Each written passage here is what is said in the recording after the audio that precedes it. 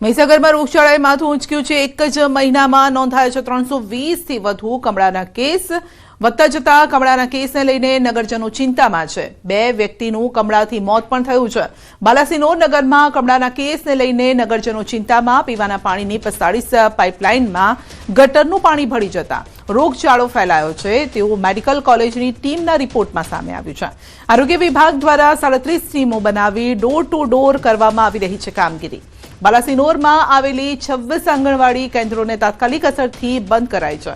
આંગણવાડીના બાળકોને પોષણયુક્ત આહાર ઘરે પહોંચાડવામાં તે પણ સૂચના અપાઈ છે અને શાળાઓમાં નગરપાલિકાના પાણીનો ઉપયોગ ન કરવા માટે શિક્ષણ વિભાગે સૂચના આપી છે। તો એક જ મહિનામાં નોંધાયા છે 320થી વધુ કમળાના કેસ, જેમાંથી 2 લોકોના મોત થઈ ગયા છે કારણ કે પાણીમાં ગટરના પાણી ભળી ગયા છે અને જેના કારણે ગંદકી જે છે પાણી રૂપે લોકોના શરીરમાં જઈ રહી છે અને જેના કારણે જ આ કમળાના રોગ વધ્યા છે।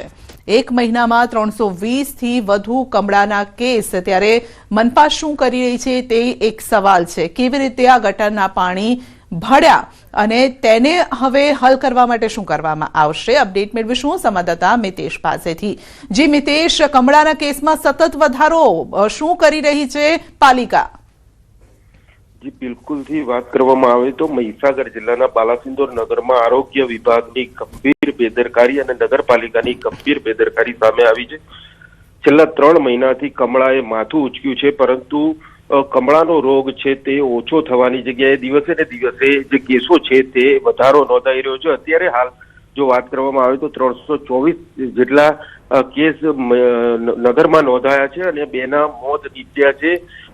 વાત કરવામાં આવે તો અત્યારે હાલ જે આરોગ્ય વિભાગ છે અને પાલિકા તંત્ર છે તે બંને જાગ્યું છે અને જે સ્થળે જઈ અને જે પાણીના સેમ્પલ છે તે લેવામાં આવી રહ્યા છે। તો બીજી તરફ 26 જેટલી આંગણવાડીઓ છે કે જેઓ બાળકો અભ્યાસ કરી રહ્યા છે તે આંગણવાડીઓને બંધ કરાવી હાલ જે ખોરાક આપવાનો હોય છે તે ઘરે ઘરે સુધી આપવાની જે વાત છે તે અમને કરી છે। પરંતુ વાત કરવામાં આવે તો સતત જે આંકડો છે તે વધી રહ્યો છે, ત્યારે ગંભીર બેદરકારીઓ કહી શકાય આરોગ્ય વિભાગની કે જે આંકડો ઘટવાની જગ્યાએ વધી રહ્યો છે, ત્યારે આરોગ્ય વિભાગ અહીંયા નિષ્ફળ નીવડ્યો હોય તેવું લાગી રહ્યું છે। જી, આપનો આભાર।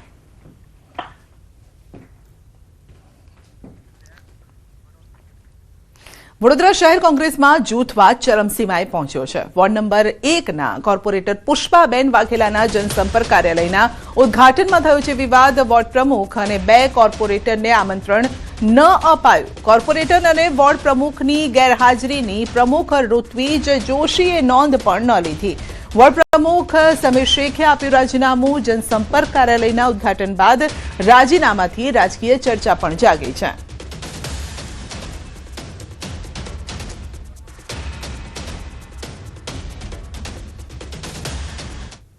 અરાવલીના પહાડો મુદ્દે કેન્દ્રીય મંત્રી ભૂપેન્દ્ર યાદવનું નિવેદન છે। અરાવલીનો કુલ 1,47,000 ચોરસ કિલોમીટરનો વિસ્તાર છે અને માત્ર 2% વિસ્તાર જ ખનન થઈ શકે છે।